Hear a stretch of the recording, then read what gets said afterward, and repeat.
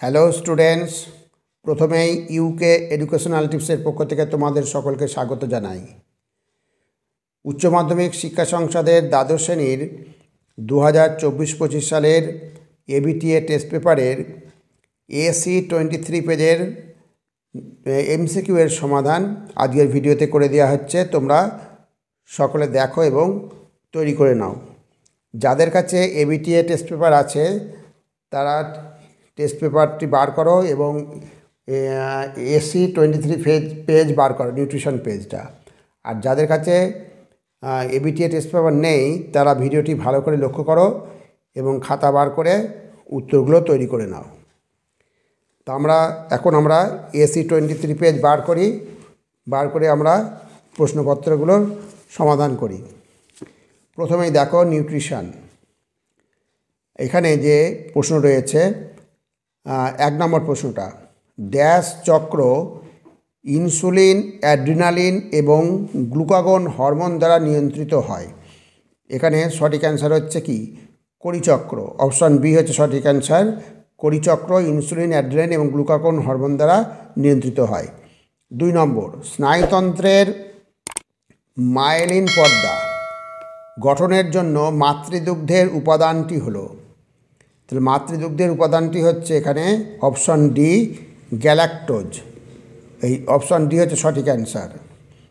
Next 3 নম্বর, vitamin B12 শোষণ সহায়ক যে উপাদান পাচক রসে ক্ষরিত হয় তা হলো, তাহলে পাচক রসে ক্ষরিত হয় হচ্ছে এখানে হচ্ছে পাচক রস হচ্ছে অপশান সি পাকরস হচ্ছে সঠিক অ্যান্সার। নেক্সট 4 নম্বর, পুষ্টি শিক্ষা হলো অপুষ্টি নিবারণের একটি সুপরিকল্পিত মুখ্য প্রক্রিয়া। এটা প্রকাশ করে কে? এখানে অপশান এ হচ্ছে সঠিক answer, WHO world health organization. Next 5 নম্বর, গোলমরিচে কি মেশানো হয়? গোলমরিচে মেশানো হয় হচ্ছে পেঁপের বীজ। অপশান সি হচ্ছে সঠিক অ্যান্সার, পেঁপের বীজ। এবার 6 নম্বর, একটি বিশুদ্ধ খাদ্য হলো হচ্ছে চিনি। অপশান এ হচ্ছে সঠিক অ্যান্সার, চিনি। নেক্সট প্রশ্ন 7 নম্বর, সম্পূর্ণ তরল খাদ্যে যে পরিমাণ শক্তি থাকা বাঞ্ছনীয় তা হলো, তাহলে এখানে যে কটা অপশান রয়েছে তার মধ্যে সঠিক অ্যান্সার হচ্ছে 1200। অপশান এ হচ্ছে সঠিক অ্যান্সার। 7 নম্বর হচ্ছে অপশান এ সঠিক অ্যান্সার, 1200 কিলোক্যালোরি। নেক্সট 4 নম্বর, কার্বোহাইড্রেট নিয়ন্ত্রিত পথ্য দেওয়া হয়, তাহলে কার্বোহাইড্রেট নিয়ন্ত্রিত পথ্য দেওয়া হয় কোন রোগীর ক্ষেত্রে? এখানে যে রয়েছে অপশান তার সঠিক অ্যান্সার হচ্ছে অপশান এ মৃগী রোগের ক্ষেত্রে কার্বোহাইড্রেট নিয়ন্ত্রিত পথ্য দেওয়া হয়। এইবার পরবর্তী প্রশ্ন হচ্ছে বিশ্ব স্বাস্থ্য দিবস হচ্ছে 7ই এপ্রিল। অপশান বি হচ্ছে সঠিক অ্যান্সার, 7 এপ্রিল। নেক্সট, হেক্সোজ শোষণে সহায়ক খনিজ লবণটি হলো, খনিজ লবণ হচ্ছে সোডিয়াম। অপশান সি সঠিক অ্যান্সার। তাহলে হেক্সোজ শোষণে সহায়ক খনিজ লবণটি হলো সোডিয়াম। নেক্সট হচ্ছে 11 নম্বর, আইএফএ ট্যাবলেটে লোহা কী রূপে থাকে? আইএফএ ট্যাবলেটে লোহা থাকে ফেরাস সালফেট রূপে। অতএব অপশান এ হচ্ছে সঠিক অ্যান্সার, ফেরাস সালফেট। নেক্সট 12 নম্বর, খাদ্যের আত্মপচন ঘটে যার মাধ্যমে, সেটি হলো উৎসেচক। অপশান এ সঠিক অ্যান্সার, উৎসেচক। নেক্সট এবার 13 নম্বর, ওজনগত পরিমাপ থেকে যে রোগটি বোঝা যায় সেটি হলো কোয়াশিওরকর। অপশান এ সঠিক অ্যান্সার, কোয়াশিওরকর।